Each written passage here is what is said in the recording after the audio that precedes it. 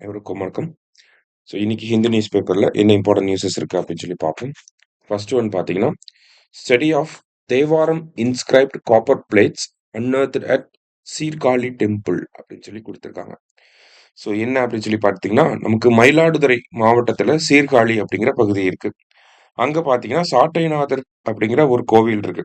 சாட்டைநாதர்னு சொல்லுவாங்க, தோணியப்பர் கோயில் அப்படின்னு சொல்லுவாங்க. சரியா? ஸோ அந்த டெம்பிளோட ரெனோவேஷன் ஒர்க் போய்கிட்டு இருக்கப்ப என்ன பண்ணியிருப்பாங்க அப்படின்னா, கோபுரம் பக்கத்துல அந்த டெம்பிள் கோபுரம் பக்கத்துல ஒரு காப்பர் பிளேட்ஸை வந்து கண்டுபிடிச்சிருப்பாங்க. சரியா?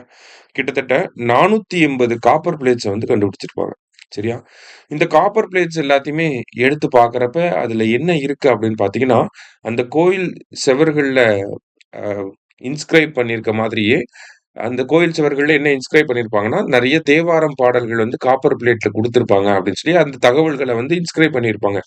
ஸோ அந்த தகவல்கள ப்ரூவ் பண்ணக்கூடிய வகையில ஆ நெறைய காப்பர் பிளேட்ஸ வந்து கண்டுபிடிச்சிருப்பாங்க. அந்த காப்பர் பிளேட்ஸ்ல பார்த்தீங்கன்னா, தேவாரம் பாடல்கள் வந்து ஒவ்வொரு காப்பர் பிளேட்லயும் 10 லைன், 12 லைன் அந்த மாரி காப்பர் பிளேட்ஸ்ல தேவாரம் பாடல்கள் வந்து இருந்திருக்கு.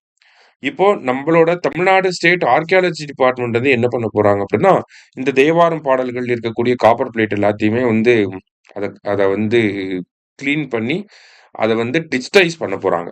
சரியா? ஸோ அந்த ஒரு விஷயத்த தான் இங்க வந்து குடுத்துருக்காங்க. என்ன கேட்கலாம் அப்படின்னு சொல்லி பார்த்தீங்கன்னா, தேவாரம் இருக்கக்கூடிய காப்பர் பிளேட்ஸ எங்க கண்டுபிடிச்சாங்க? எந்த கோயில்ல கண்டுபிடிச்சாங்க? அப்படிங்கிறத தான் இதுலருந்து கேட்க முடியும் கேட்டு. சரியா? ஸோ அத மட்டும் பார்த்து வச்சுக்கோங்க. ஓகேவா? அடுத்ததா பார்த்தீங்க அப்படின்னா, நமக்கு முக்கியமா கியான் பாரதம் மிஷன் அப்படின்னு சொல்லி குடுத்துருக்காங்க. ஓகேவா? ஸோ கியான் பாரதம் மிஷன் அப்படின்னா என்ன அப்படின்னு சொல்லி பார்த்தீங்கன்னா, it is a flagship initiative of ministry of culture அப்படின்னு சொல்லி குடுத்துருக்காங்க. ஓகேவா? ஸோ எந்த மினிஸ்ட்ரிக்கு கீழ வருது அப்படின்னா, மினிஸ்ட்ரி ஆஃப் கல்ச்சருக்கு கீழ வருது. என்ன பண்ண போறாங்க அப்படின்னா, இந்தியாவுல நெறைய மேனுஸ்கிரிப்ட் அப்படிங்கிறது இருக்கு. ஓலைச்சுவடிகள் அப்படிங்கிறது இருக்கு. அது எல்லாத்தையுமே வந்து கலெக்ட் பண்ணி அத வந்து கன்சர்வ் பண்ணி, அத வந்து டிஜிட்டல் ஃபார்மேட்டுக்கு மாத்தப் போறாங்க. டிஜிட்டல் ஃபார்மேட்டுக்கு மாத்தி, ஒரு நேஷனல் டிஜிட்டல் ரெபாசிட்டரி அப்படிங்கிறத கிரியேட் பண்ண போறாங்க. இந்தியால இருக்கக்கூடிய எல்லா விதமான ஓலைச்சுவடிகளையும் கலெக்ட் பண்ணி, அத டிஜிடைஸ் பண்ணி, ஒரு ரெபாசிட்டரிய வந்து கிரியேட் பண்ண போறாங்க. ஸோ தட் நம்ம எப்ப வேணாலும் அந்த ஓலைச்சுவடிகள்ல இருக்கக்கூடிய தகவல்கள வந்து எடுத்து பார்த்துக்கிற வகையில. சரிங்களா? அதுதான் இந்த கியான் பாரதம் அப்படிங்கிற இந்த திட்டம்.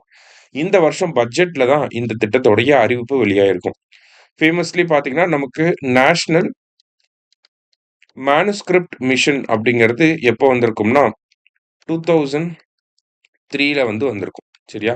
நேஷனல் மேனுஸ்கிரிப்ட் மிஷன் கையெழுத்து பிரதிகள் அப்படின்னு தமிழ்ல சொல்லுவாங்க. சரியா? ஸோ இந்த நேஷனல் மேனுஸ்கிரிப்ட் மிஷன் அப்படிங்கிறது 2003ல வந்திருக்கும்.